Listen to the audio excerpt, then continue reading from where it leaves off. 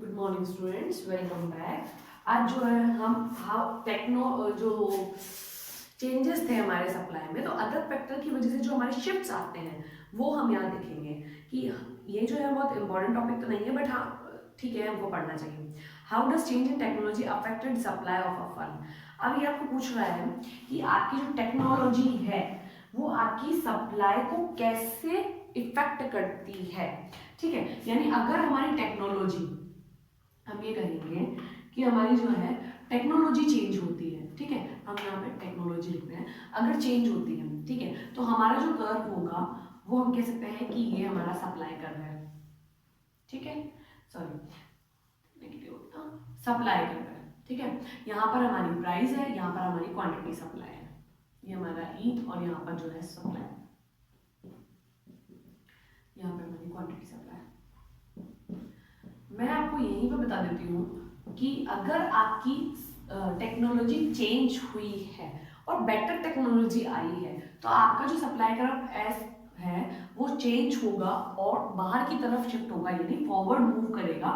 अगर आपकी technology change हुई है और बेटर टेक्नोलॉजी आई है तो, ठीक है, तो ये हमारा सप्लाई कर्व चेंज हो जाता है। इससे क्या होगा, क्वांटिटी सप्लाई इंक्रीज होगी। ये तो बहुत ही जनरल चीज है कि अगर आपकी, इसको हमने नाम चेंज कर देना है, ठीक है।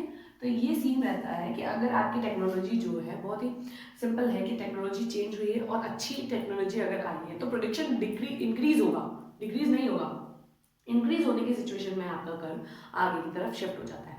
इफ अगर टेक्नोलॉजी जो है वो चेंज होती है और बुरी टेक्नोलॉजी आती है तो हमारा कर्व जो है पीछे की तरफ चला जाएगा। ऐसा सिचुएशन होती नहीं है, टेक्नोलॉजी में चेंज आया है तो वो बेस्ट के लिए आया है, बेटर के लिए आया है, नॉट फॉर डिक्रीजमेंट, वो डिक्रीजमेंट के लिए नहीं आया। तो टेक्नोलॉजी में चेंज होने की वजह से कर्व आगे की तरफ शिफ्ट होता है। इसके बाद में एक आता है कि अगर आपकी प्राइस जो है वो चेंज हो जाए। नेक्स्ट आपके आता है how does change in input price affected to supply curve. अगर आपके इनपुट यानी फैक्टर ऑफ प्रेडिक्शंस की प्राइसेस में चेंज होता है, अगर फैक्टर ऑफ प्रेडिक्शन की प्राइस इंक्रीज होती है तो उस सिचुएशन में आपका कर्व जो होगा वो बैकवर्ड मूव करेगा। ये फैक्ट है, और ये बैकवर्ड मूव करने का मतलब समझ में आया कि आपकी जो है सप्लाई जो है वो डिक्रीज हो जाएगी, ठीक है। ऐसा किस सिचुएशन में हुआ, जब हमारे फैक्टर ऑफ प्रेडिक्शंस की प्राइस इंक्रीज हो गई। तो आप ये मान के चलें कि अगर फैक्टर ऑफ प्रेडिक्शन है,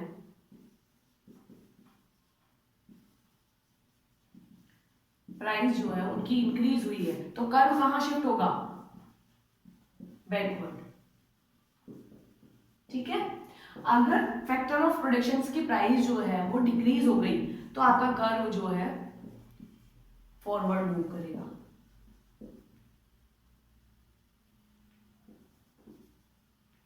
फॉरवर्ड शिफ्ट होगा, ठीक है।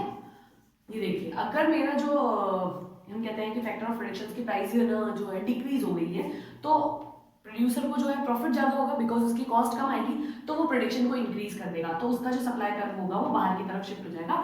S1 में यहाँ की सिचुएशन लिख रही हूँ ताकि आपको समझ में आ जाए। ये जो सिचुएशन है वो S2 वाली है, ठीक है। अगर आपके फिर एक क्वेश्चन आता है कि जीएसटी इन सप्लाई कर्व, अगर हमारे जीएसटी लगता है, जीएसटी लगता है तो हमारा कर्व पीछे की तरफ शिफ्ट होगा। ऐसा क्यों होगा, ऐसा इसलिए होगा कि जीएसटी लगने की वजह से सप्लायर को प्रॉफिट कम हो जाता है, बिकॉज उसको जो जीएसटी है वो जीएसटी की जो पेमेंट है वो उसको गवर्नमेंट को देनी पड़ती है, तो उसकी जो प्रॉफिट का हिस्सा था उससे वो जीएसटी कट जाएगा और वो गवर्नमेंट के पास चला जाएगा, तो उसका प्रॉफिट कम हो जाएगा, कॉस्टिंग ज्यादा आने लग जाएगी। इस सिचुएशन में जो है आपका कर्व पीछे की तरफ मूव होता है। तो अगर जीएसटी वाला मैटर होता है तो जीएसटी वाले मैटर में कर्व कहां की तरफ शिफ्ट होगा, बैकवर्ड शिफ्ट होगा, ठीक है। ये सब मैं आपको एक साथ ही बता रही हूँ ताकि आपको कंफ्यूजन भी ना हो और हम कह सकते हैं कि कंपेयर स्टडी हम यहाँ पे कर सकते हैं, ठीक है। अगर जीएसटी का मैटर होता है तो ये होगा। हमने अभी तक तीन चीजें पढ़ी है। पहली जो आपने पढ़ी थी वो ये थी कि अगर आपकी टेक्नोलॉजी चेंज होती है, इफ टेक्नोलॉजी में अगर चेंज होता है तो हमारा कर्व जो है वो फॉरवर्ड मूव करेगा, ठीक है। क्यों, क्योंकि बेटर जो है ये S1 मैंने लिख दिया, बेटर के लिए हम करते हैं और यहाँ पर सप्लाई इंक्रीज होगी। फिर हमने दूसरी चीज पढ़ी है फैक्टर ऑफ प्रोडक्शन की प्राइस इंक्रीज होती है तो कर्व जो है वो बैकवर्ड मूव करेगा क्योंकि कॉस्टिंग ज्यादा आएगी तो हम पीछे की तरफ चलेंगे S2 पे आए। अगर यही हमारी प्राइस डिक्रीज हो जाती है तो कर्व फॉरवर्ड शिफ्ट करेगा S1 पे आ जाओगे। जीएसटी वाला सीन अगर आपके रहता है तो कर्व बैकवर्ड मूव करेगा बिकॉज कॉस्टिंग ज्यादा आने लग जाती है। ठीक है, इसके बाद आता है आपके सब्सिडी और सप्लाई कर्व। अगर सब्सिडी आपको मिल रही है तो आपका कर्व फॉरवर्ड मूव करेगा S1 फॉरवर्ड। ऐसा क्यों? क्योंकि अगर हमको सब्सिडीज वगैरह मिल रही है तो जो हमारा प्रॉफिट है वो इंक्रीज हो जाएगा, यानी प्रोड्यूसर का प्रॉफिट इंक्रीज हो जाएगा तो कर्व जो है वो आगे की तरफ शिफ्ट होगा। अगर सब्सिडी नहीं मिल रही है, लोन वगैरह जो सॉरी आपको लोन वगैरह अवेलेबल नहीं हो रहा है, सब्सिडी नहीं मिल रही, टैक्स ज्यादा लगाया जा रहा है तो कर्व जो है वो बैकवर्ड मूव करेगा। ठीक है, इसके बाद में रिलेटेड गुड्स की अगर प्राइस में चेंज होता है तो हमारे क्या होगा? अगर रिलेटेड गुड की प्राइस इंक्रीज होती है, ये ध्यान रखिएगा, रिलेटेड गुड्स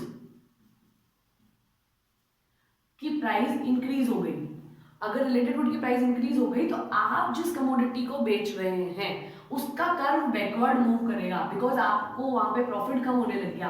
अगर आपको प्रॉफिट कम हो गया तो आप जो है अपनी सप्लाई को डिक्रीज कर देंगे, अदर कमोडिटी की सप्लाई इंक्रीज करेंगे। ठीक है, अगर रिलेटेड गुड्स की प्राइस जो है वो डिक्रीज हो जाती है तो इस सिचुएशन में आपका कर्व फॉरवर्ड मूव करेगा बिकॉज कि आपकी चीज में आपको प्रॉफिट ज्यादा मिल रहा है तो आप उसको ज्यादा सेल करेंगे। ठीक है, तो ये आ गया आपका S1 की तरह, आप फॉरवर्ड मूव करते हैं।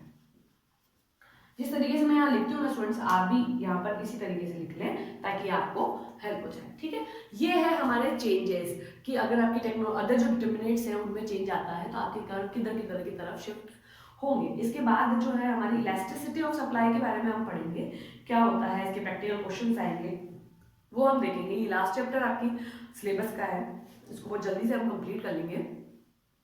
आपको कोई भी प्रॉब्लम हो आप मुझसे पूछ सकते हैं, पढ़ना आप ही को है, कोई और आने के लिए नहीं पड़ेगा, ये चीज़ आप ध्यान रखें। तो कंफ्यूज ना हो, डरे ना, पढ़ना तो है ही है, अब अभी तक कुछ नहीं पढ़ा तो भी आप पढ़ लें।